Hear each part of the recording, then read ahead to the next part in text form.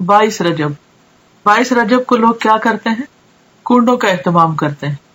22 رجب کے کنڈوں کا اہتمام بھی بر صغیر میں عام ہے. 22 رجب کو کنڈے بھرنا بطور رسم رواج پا چکا ہے، یعنی اس کا رواج عام ہو چکا ہے. اس رسم میں کسی منت کے پورا ہونے پر حلوہ پوری اور کھیر وغیرہ پکائی جاتی ہے.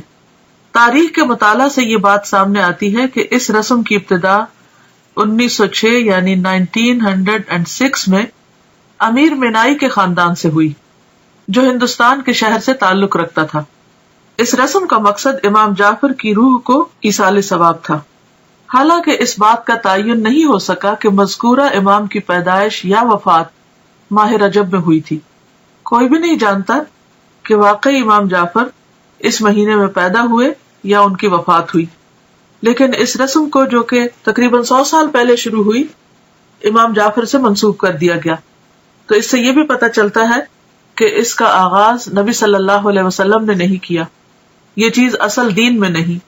اسلام میں کسی بھی برگزیدہ شخصیت کی پیدائش کے دن خوشی منانے یا خصوصی صدقہ و خیرات کی کوئی گنجائش نہیں ہے، یعنی کسی بھی انسان کے حوالے سے کوئی دن منانا اسلامی روایت نہیں ہے. تو بات یہ ہے کہ اسلام میں کسی بھی برگزیدہ شخصیت کی پیدائش کے دن خوشی منانے یا خصوصی صدقہ و خیرات کی کوئی گنجائش نہیں ہے. علاوہ ازیں کنڈوں کا نہ قرآن و سنت میں ذکر ہے، نہ ہی صحابہ کرام، تابعین یا تبع تابعین کے زمانے میں اس کا کوئی ثبوت ملتا ہے، یعنی ان لوگوں کے ہاں اس کا کوئی کانسیپٹ ہے ہی نہیں. تو جو چیز قرآن و سنت سے ثابت نہیں، اس کے کرنے پر کوئی اجر و ثواب بھی نہیں. اور اگر ہم بعد میں کوئی ایسی چیز ایجاد کرتے ہیں اور اجر و ثواب کی نیت سے کرتے ہیں تو وہ بدعت میں شمار ہوگا، اس کے فائدے کی بجائے گناہ ہوگا. لہٰذا ایسی چیزوں سے بچنا ضروری ہے. اصل دین کیا ہے؟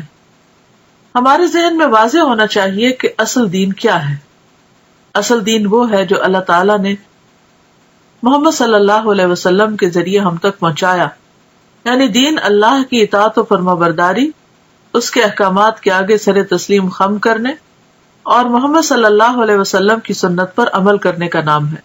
ارشاد ربانی ہے، الیوم اکملت لکم دینکم واتممت علیکم نعمتی ورضیت لکم الاسلام دینا. المائدہ 3.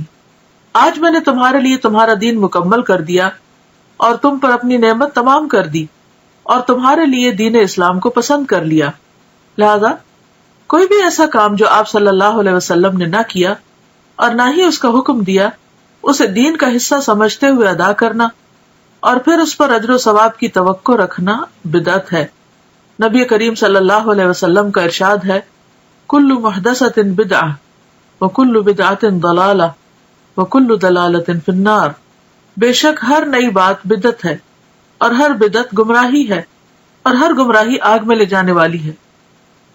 بدعتی کے بارے میں رسول اللہ صلی اللہ علیہ وسلم کا ارشاد مبارک ہے کہ اللہ تعالیٰ بدعتی کی توبہ قبول نہیں کرتا جب تک کہ وہ بدعت ترک نہیں کرتا.